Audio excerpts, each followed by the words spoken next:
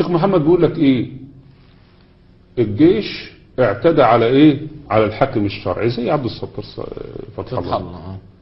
والجيش هو اللي قاتل، والجيش هو اللي بيسفك الدماء، والجيش هو اللي يعمل كل حاجة، وعبد الفتاح السيسي قاتل، وعبد الفتاح السيسي ده ما عندوش ضمير ولا بيخاف من من ربنا، وان الامة الاسلامية وبيدعو الشعب كله ان هم يأيد الجماعة بتوع المظاهرات اللي نازلين في الشوارع.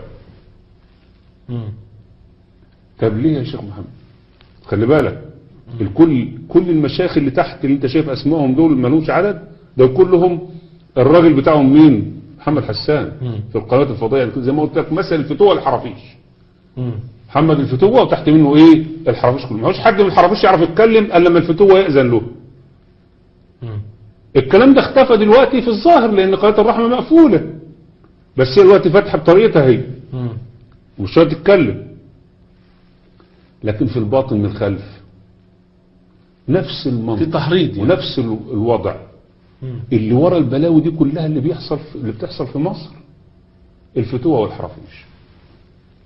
يعني كل التحريض وكل هذه الجموع او كل هؤلاء الناس اللي بينزلوا في الشوارع وبيعملوا بيقطعوا الطريق وبيخربوا وبيدمروا وبيفجروا، لان الناس ديت ما زالت بتظن ان محمد صاحب قضية بيخدم الاسلام.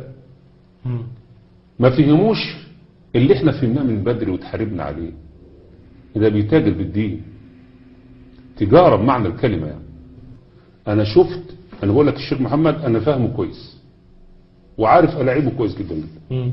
يعني ممكن ما حدش فاهم محمد حسان ولا اسلوبه ولا نظامه في البهرجة اللي هو خدع فيها الناس على مدار السنين اللي فاتت دي كلها قد العبد لله. ولذلك انا لما شفت الناس بتخدع خداع شديد جدا جدا، وان هيجي اليوم اللي هيبقى فيه كارثة على الامة الاسلامية، وكنت متوقع ان ده هيحصل. ليه؟ لان انت شايف دلوقتي سفينة بتخرق، هو قاعد بيخرق فيها والناس راكبه فيها وبيقولوا شيخنا الكبير وبتاع وكلام من ده، وفجأة السفينة غرق او هتغرق. الناس ساعتها يقولوا مين اللي بيغرقها؟ انت تكتشف كده لما يكون واحد مثلا محقق بقى ان هو اللي محقق وبيدافع عن الشريعة وبيدافع عن العدالة وبيدافع عن الامن وبيدافع عن ضد المخدرات وهو بيتاجر فيه، يبقى ابعد الناس حاجة ما تخطرش على بال. ولذلك طلع هو مسؤول عن تكوين انصار بيت المقدس والجيش الحر اللي بيتكلم عنه اللي بيكونوه الاخوان المسلمين. محمد حسان بالوثيقة، بس الكلام ده عاوز وثائق. ما احنا عرضنا وثيقة هنعرضها دلوقتي.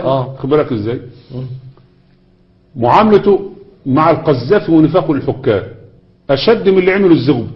يعني الزغبي لما راح هناك عند ليبيا قاعد يمدح في القذافي وبتاع وكلام من ده، وهو مبيت النية هو والعريفي ومحمد الدادو ومعاه من المشايخ اللي شبهه محمد حسان وعمر عبد الكافي والقرضاوي، كل شغل اخوان على نفس الكلام ان ده راجل مجنون وطاغية.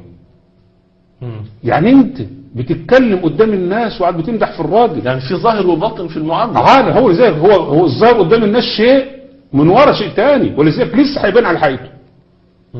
كل الجرائم اللي ارتكبها هو واخوه هتبان للناس كلها، مش هيسيبوه. ليه؟ لان يا اخي عيب كده، راجع نفسك. لو دين تسيب الناس تتعمل فيها كده في الشوارع؟ ده هو اللي بيأيدهم.